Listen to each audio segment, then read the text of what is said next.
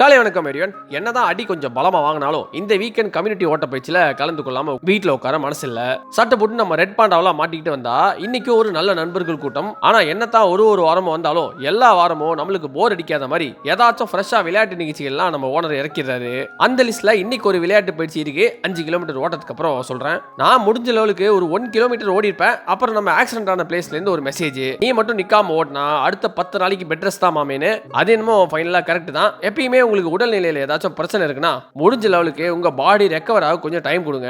என்ன மாதிரி கோளாறான விஷயங்கள்லாம் கண்டிப்பா பண்ணாதீங்க. ஓட்ட பயிற்சியில என்னடா ஆக போகுது ரேவந்தே அப்படின்னு கேட்டீங்கன்னா அடுத்து ஒரு பெரிய சம்பவமே பண்ணிருக்கேன். அடுத்தடுத்து சொல்றேன். இன்னைக்கான 5 கிலோமீட்டரை நடந்தே முடிச்சுட்டு கொஞ்சமா சரியான சில பிளேஸ திரும்பவும் ஆக்சிடென்ட் ஆன நிலைமைக்கு தள்ளிட்டு நம்ம புது நண்பர்கள் கூட எல்லாம் உட்காந்து பேசிட்டு இருந்தேன். கண்டிப்பா பரவாயில்ல. நான் இதுக்கு முன்னாடி போன சில கம்யூனிட்டி ரன் டீம்லாம் கம்பேர் பண்ணும்போது இந்த டீம் கொஞ்சம் பயங்கரமான ஃப்ரெண்ட்லி தான். வந்ததுக்கு ஏதாச்சும் குட்டகாப்பம் பண்ணல. அதனால நம்ம ஓனரை பக்கத்து வீட்டு அக்கா கூட நடந்த கன்வர்சேஷன்லாம் ரெக்கார்ட் பண்ணி அவரோட வீட்டு ஓனரமா காமிச்சிட்டு நம்ம புது நண்பர்கள் ஸ்பீடு ப்ரோக்லாம் ஒரு பெரிய நன்றிகள் சொல்லிட்டு கிளம்பிட்டேன். இன்னைக்கு முதல் வேலையே காஸ்மோஸ்க்கு நீர் பாசனம் பண்றது தான். ஆனா அதை மறந்துட்டு ஓட்டப்பயிற்சி போயிட்டேன். ஸோ டே 2 நம்ம காஸ்மோஸை வாங்காம இன்னைக்கு பார்த்துக்கிட்டேன். அது கூடவே எனக்கு கொஞ்சம் தேவையான ப்ரோட்டீன்ஸ்லாம் உள்ள அள்ளி போட்டுக்கிட்டேன். சில நிகழ்ச்சிகளுக்கு முன்னாடி நம்ம ஒரு 70 கிலோமீட்டர் வர்ச்சுவல் மேரத்தான் ஒன்று புக் பண்ணியிருந்தோம்ல, அதை சக்சஸ்ஃபுல்லா முடிச்சதுனால அதுக்காக உள்ள மெடலை நமக்கு இன்னைக்கு இறங்கிட்டு இந்த நிகழ்ச்சியில கீழே அவங்களையும் சேர்த்து டேக் பண்றேன். யாராச்சும் வேணும்னா கண்டிப்பா யூஸ் பண்ணிக்கோங்க. இன்னைக்கு மார்னிங் ஓட்டப்பயிற்சி போய் ஒரே தப்போட முடிச்சுக்கலாம் தான் பார்த்தேன். பட் நம்ம விளையாட்டு வீரர்கள்லாம் வந்ததுனால புது ஏரியால ஒரு புது சிறகு பந்து கோட்டை நோக்கி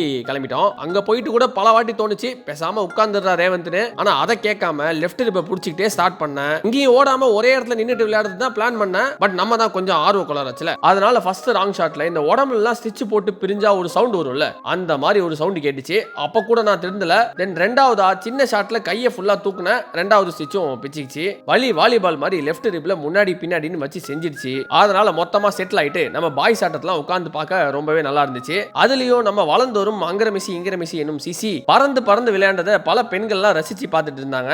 அதனால அவனும் கூட இன்னைக்கு கொஞ்சம் விளையாண்டது ரொம்பவே சூப்பரா போச்சு. வரும் நாட்களில் நம்ம நிகழ்ச்சிக்கெல்லாம் கொஞ்சம் தாமதமா தான் போஸ்ட் பண்ணலாம்னு இருக்கேன். பிகாஸ் ஆஃப் உடல்நிலை கோளாறுனால. இவனுங்க எஸ்ஆர் மாதிரி நீங்களும் எஸ் ஆக நினைக்காதீங்க. நிறைய லோ கேலரி சீக்கிரம் டயட் ரெசிபிலாம் இறங்க போகுது. ஒரு குட்டி செஃபா மாதிரி சீக்கிரமே உங்களை சந்திக்கிறேன். Good night everyone. நாளைக்கு இன்னும் ஸ்ட்ராங்கா சந்திப்போம்.